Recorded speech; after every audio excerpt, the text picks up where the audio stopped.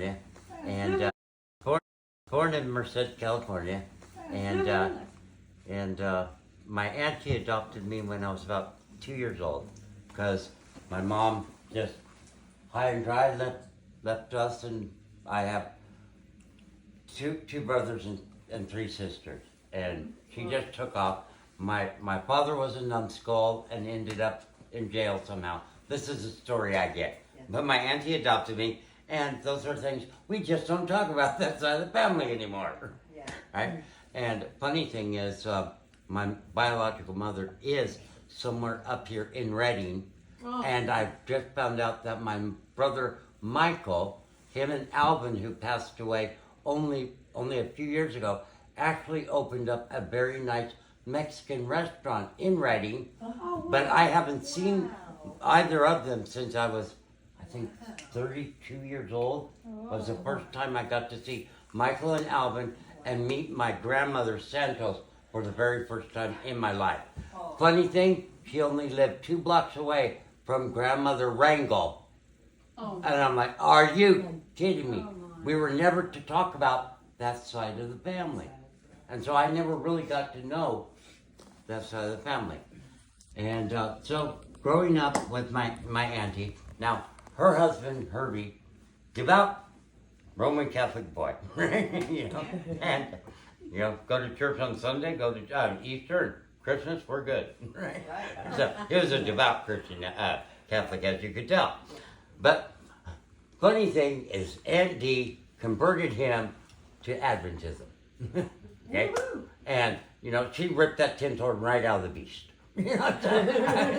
So, anyway, inside joke there for us Adventists. But,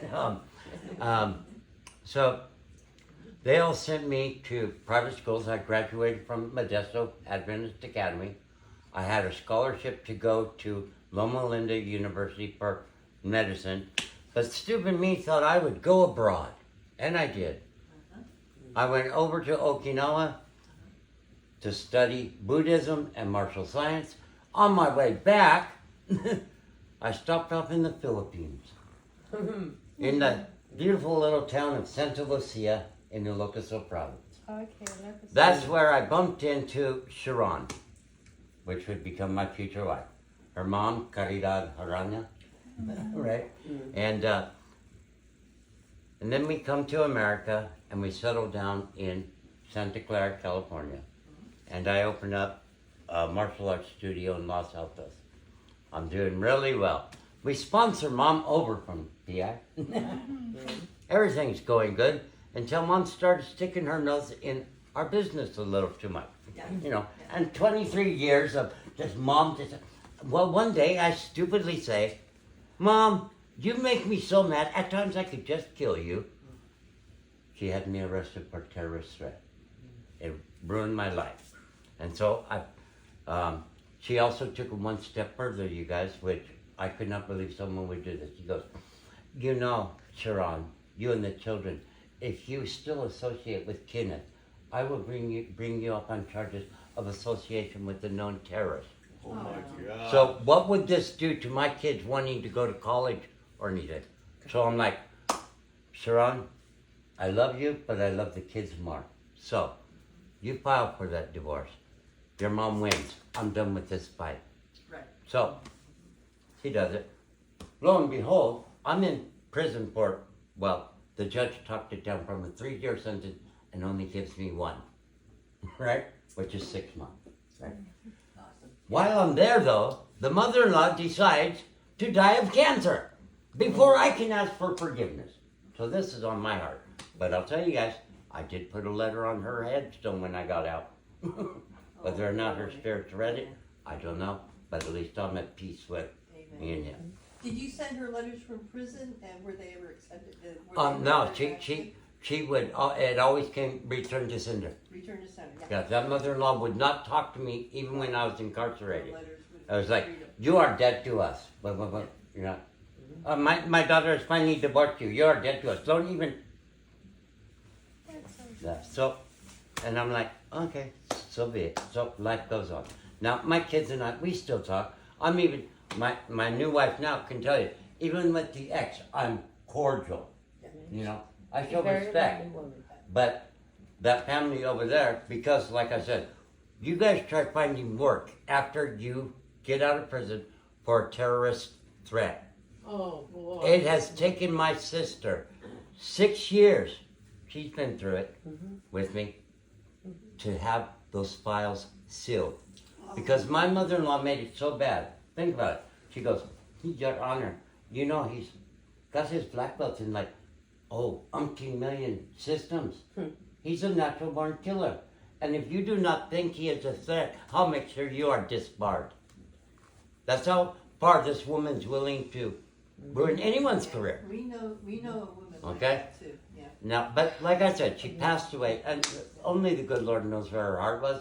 I don't wish ill for the lady, but I also feel like, you know what? You treat people the way you. She ruined my life well, it's taken a while to get it back up. Luckily, this woman here has been behind me the whole way, you know? And funny, she was a student of mine when she was only 15. Really? I used to make fun of her. You guys, this is so. You're not going to believe this one. I was teaching at Cal State Stanislaus in Modesto, in Turlock, California. Women's rape prevention class. Well, the high school let the girls come over for an audit PE or whatever. Now, Rihanna was even chubbier than she is now. And I was like, she's such a butterball, right? And I'd be like, so, what? And she thought I was the cockiest SOB on the face of the planet. And it was true, because I couldn't lose a tournament. There was no competition for me. I'm not trying to toot my own horn. But when I trained 12 hours a day. Yeah. Okay? There's no, even my dad, who would come to the tournaments, they'd be like, there was this one kid, and my dad goes like this, he goes, you do realize you're talking about my boy, and your boy will never beat my son. He goes, how much does your son train? He goes, I don't know, a couple hours a day. He goes, my son lives, breathes, eats that crap. He goes, oh, sorry. He goes, he won 12 hours a day minimum trained, my son. Wow. He goes, 2 versus 12. Who do you think's going to win every time? Yep. You know? That's right. That's all I did. I live, breathe, and eat it. I had my first karate studio at the age of 18. Wow. Can you still do it? Girl, I can still do it. Can Yeah. you give us one move? Should I? Which ones? Okay, let's see. Call this one triggered salute. This is against the push, where he's going to push you just to cold cock you. So, as he pushes, you borrow off that. I believe, okay, I believe you. Anyway, You still got it. and I even learned your guys says, tinny clean, so I can play. Tinikling, So yeah. I What? can play. Yeah. There's I know. I remember- traditional dance in I- Philippines. and the dance of the carabao for us Yeah. men, right? Yeah. I had to learn that one. Yeah, And my- kuracha. And the hard one, your guys' candle dance.